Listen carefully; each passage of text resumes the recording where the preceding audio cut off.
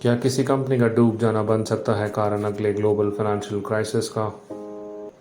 कहते हैं एक चिंगारी ही काफ़ी होती है आग लगाने के लिए। तो क्या एवरग्रांड का डूब जाना बनेगी वो चिंगारी?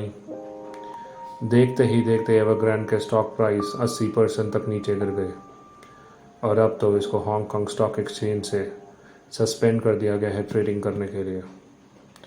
एवरग्रांड के लगभग सारे ऑफिसेज बंद हो चुके हैं, जिसने पैदा कर दिया है एक नया संकट, मास अनएम्प्लॉयमेंट।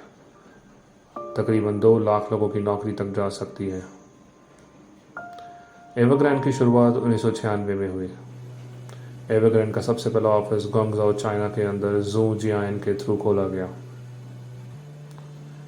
एवरग्रांड चाइना की सबसे पहली कंपनी बनी जिसने अफोर्डेबल हाउसिंग रेजिडेंशियल प्रोजेक्ट्स में हाथ डाला और देखते ही देखते इसने नई ऊंचाइयां छू ली।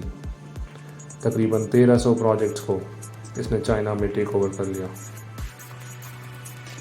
एवरग्रांड के साथ तकरीबन 2 लाख लोग एम्प्लॉयड हैं और रियल एस्टेट के अलावा एवरग्रांड ने अपनी किस्मत को एनर्जी, थीम पार्क और सॉकर बिजनेस के अंदर भी आजमाया। 2017 तक इस कंपनी के सारे बिजनेसेस चरम पे थे, लेकिन ऐसा क्या हुआ 2018 आते आते कि इसके फॉल आउट की स्टोरी लिखनी शुरू हो गई। चाइना के सेंट्रल बैंक और JP मॉर्गन चेज ने एनालिसिस किए तो पाया कि एवरग्रांड के अंदर एक बहुत बड़ा लिक्विडिटी क्रंच है। एवरग्रांड के अंदर तकरीबन 80% फंड क्रेडिट का था, जिसे उन्हें चुकाने में देरी हो रही थी। इसलिए उन्होंने इंटरनेशनल इन्वेस्टमेंट कम्युनिटी को और बैंक्स को वार्न किया ताकि वो आने वाले दिनों में एवरग्रांड को कोई भी लोन ना दे, और एवरग्रांड को डाल दिया गया हाई सिस्टमैटिक रिस्क की कैटेगरी में। चाइना के सेंट्रल बैंक ने अंदाज़ा लगा लिया था कि एवरग्रांड का डूबना बहुत बड़ा संकट बन सकता है। इसी साल ग्वांगफा बैंक ने एवरग्रांड के अगेंस्ट चाइना की कोर्ट में केस दायर किया क्योंकि एवरग्रांड लगातार 3 इंस्टॉलमेंट्स को पे करने में डिले कर गया। 2020 की सितंबर के अंदर एवरग्रांड का एक लेटर इंटरनेशनल मीडिया में लीक हो जाता है, जिसमें एवरग्रांड चाइना के सेंट्रल गवर्नमेंट से मदद मांग रही है पैसों की। हालांकि एवरग्रांड इसे डिनाई करता है, लेकिन चाइना के ऑफिशियल्स इसकी पुष्टि करते हैं। 2021 जुलाई के अंदर ग्वांगफो बैंक को जीत मिलती है और एवरग्रांड के डिपॉजिट्स $20 मिलियन को फ्रीज करने का ऑर्डर मिलता है, जिससे एवरग्रांड के अंदर लिक्विडिटी क्रंच और बढ़ जाता है। जब और रिसर्च होती है तो पता लगता है कि एवरग्रांड के टोटल डेट यानी टोटल लाइबिलिटी 1.97 ट्रिलियन युआन, जो कि 2% ऑफ चाइना के GDP के बराबर है, और उसका इंटरेस्ट बेयरिंग डेट तकरीबन $89 बिलियन के करीब है। एवरग्रांड ने 128 इंटरनेशनल बैंक्स और 121 नॉन इंस्टीट्यूशन बैंक से लोन दे रखा होता है, जिसे उसे चुकाने में काफ़ी देरी हो रही होती है।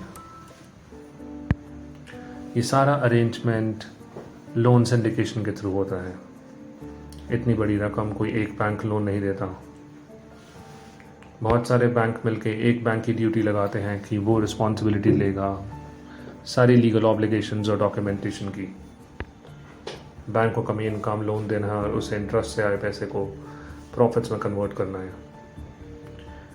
इसलिए बहुत सारे बैंक्स मिलके बड़े सारे प्रोजेक्ट्स के लिए मिलकर लोन देते हैं और एक बैंक की ड्यूटी लगाते हैं। इस प्रोसेस को बोला जाता है लोन सिंडिकेशन। इस लोन सिंडिकेशन का काम HSBC और स्टैंडर्ड चार्टर्ड ने किया एवरग्रांड के लिए। अगर एवरग्रांड डूबता है तो इन सारे बैंक्स का पैसा फंस जाएगा, और यही उम्मीद की जा रही है कि अगर पैसा फंसा तो जो हाल लेमन ब्रदर्स का हुआ था 2008 के अंदर माफ़ी, वही HSBC और स्टैंडर्ड चार्टर्ड का हो सकता है, जिसकी वजह से ग्लोबल फाइनेंशियल क्राइसिस आने के आशंका है। एवरग्रांड ने बहुत कोशिश करी कि अपने एसेट्स को बेच के वो पैसा इकट्ठा करे, लेकिन नहीं, उसमें फेल हो गया। अपनी प्रॉपर्टीज़ को लो मार्जिन पे बेचना चाहा, उसमें भी फेल हो गया।